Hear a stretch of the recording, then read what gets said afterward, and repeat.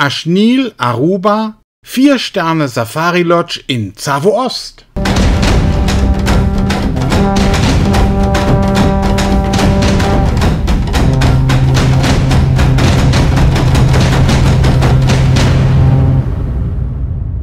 Die Aschnil Aruba Safari Lodge liegt auf einer Höhe von 435 Metern im Herzen eines Dreiecks, das im südlichsten Teil des Tsavo Ost Nationalparks gebildet wird durch den Galana River im Norden, die Bahnlinie Mombasa-Nairobi im Südwesten und die Grenze des Tsavo Nationalparks im Südosten.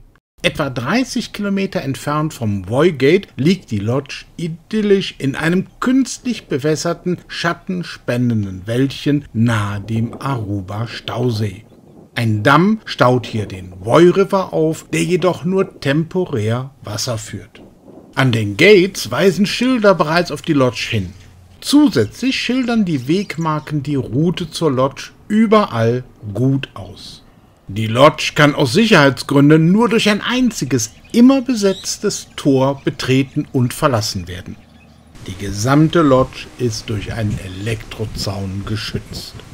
Außerhalb des Zauns werden Wasserstellen für die Tiere auch dann befüllt, wenn der Voi River und der Aruba-Stausee längst ausgetrocknet sind. Das lockt ganzjährig Tiere bis dicht vor den Zaun. Zentraler Anlaufpunkt ist das Hauptgebäude mit Rezeption, Küche und Restaurant. Zahlreiche Sitzgruppen ermöglichen es den Gästen, sich vor der Sonne geschützt dort aufzuhalten. Die von der Küste her wehende Brise ist dabei sehr angenehm. Die Gäste residieren in geräumigen Bungalows in dem parkähnlichen Gelände. Die Räume sind komfortabel ausgestattet. Ventilatoren sorgen für angenehme Raumluft. Ein Moskitonetz schützt vor etwaigen Mücken. Das Bad entspricht üblichen westlichen Standards mit hinreichend heißem Wasser.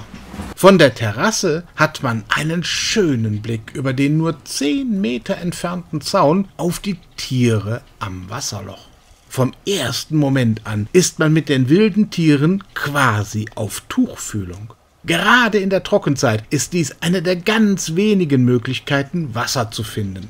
Deshalb kommen die Tiere ständig aus einem sehr großen Umkreis hierher. Das sind neben Antilopen, Elefanten und Zebras aber auch alle anderen Tiere des Nationalparks, da Wasser für alle die wichtigste Lebensgrundlage darstellt. Jeder Bungalow hat eine eigene Terrasse. Hier sitzend kann man dem Spiel der Affen auf den Bäumen direkt davor zusehen. Diese Affen profitieren davon, dass sie innerhalb des Zauns vor Fressfeinden geschützt leben. Man muss sich um diese Affen keine Sorge machen. Sie finden genug zu fressen. Sie kommen oft bis dicht an die Terrasse heran und ziehen in kleinen Gruppen durch das gesamte Hotelgelände. Bitte nicht füttern und nicht versuchen, sie zu streicheln.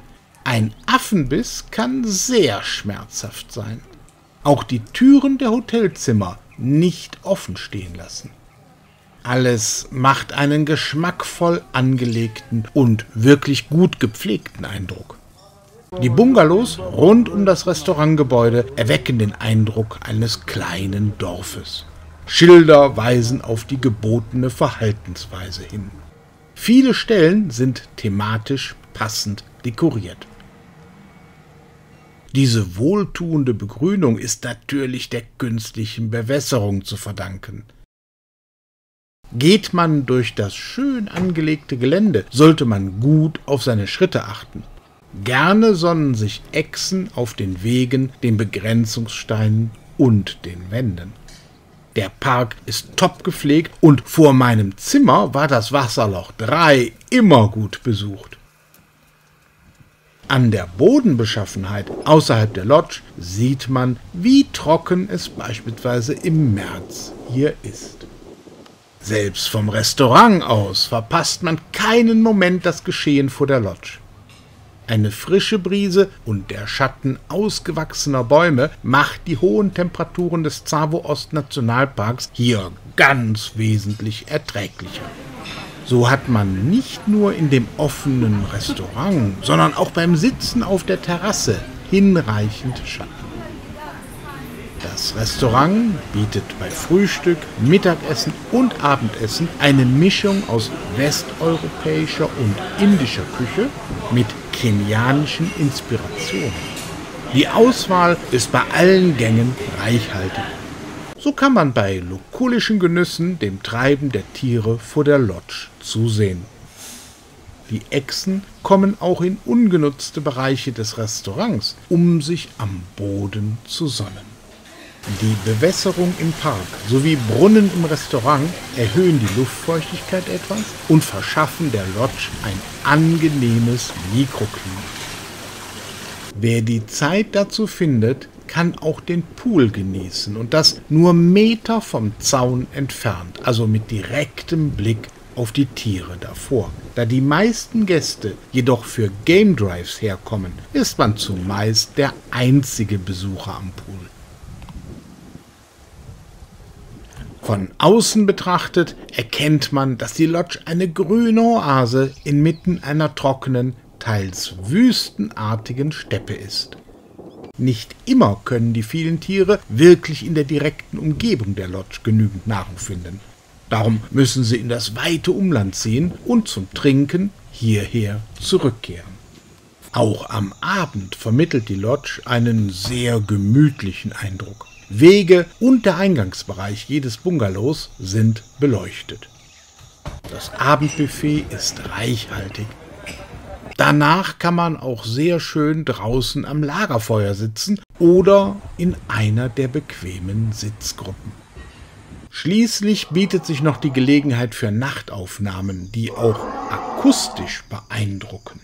Mit einem notwendigen Budget von etwa 140 € pro Nacht für 2 Personen inklusive Vollpension ist die Ashneal Aruba Safari Lodge auch noch preiswerter als viele andere Lodges. Das macht sie sehr beliebt, sowohl bei Selbstbuchern als auch bei vielen Safari-Anbietern.